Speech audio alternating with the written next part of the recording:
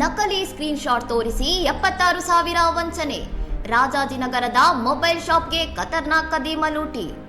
ರಾಜಾಜಿನಗರದ colours mobile ಶಾಪ್ಗೆ mobile ಖರೀದಿಸುವ ಸೋಗಿನಲ್ಲಿ ಬಂದ ಅಭಿಷೇಕ್ ಎಂಬ ಯುವಕ ಮಾಲೀಕರಿಗೆ ಪಂಗನಾಮ ಹಾಕಿ ಪರಾರಿಯಾಗಿದ್ದಾನೆ.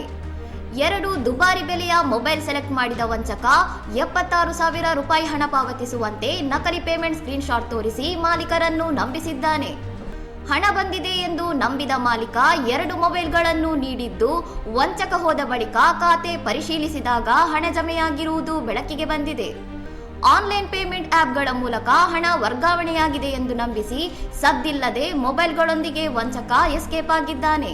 ಈ ಕುರಿತು ಮಾಗಡಿ ರೋಡ್ ಪೊಲೀಸ್ ಠಾಣೆಯಲ್ಲಿ ದೂರು ದಾಖಲಾಗಿದ್ದು, ಸಿಸಿಟಿವಿ ದೃಶ್ಯಾವಳಿಗಳ ಆಧಾರದ ಮೇಲೆ ಪೊಲೀಸರು ಆರೋಪಿಗಾಗಿ ಶೋಧ ನಡೆಸುತ್ತಿದ್ದಾರೆ. ಇನ್ನಷ್ಟು ಸುದ್ದಿಗಳಿಗಾಗಿ ನೋಡ್ತಾ ಇರಿ ಸೌರಂ ಟಿವಿ.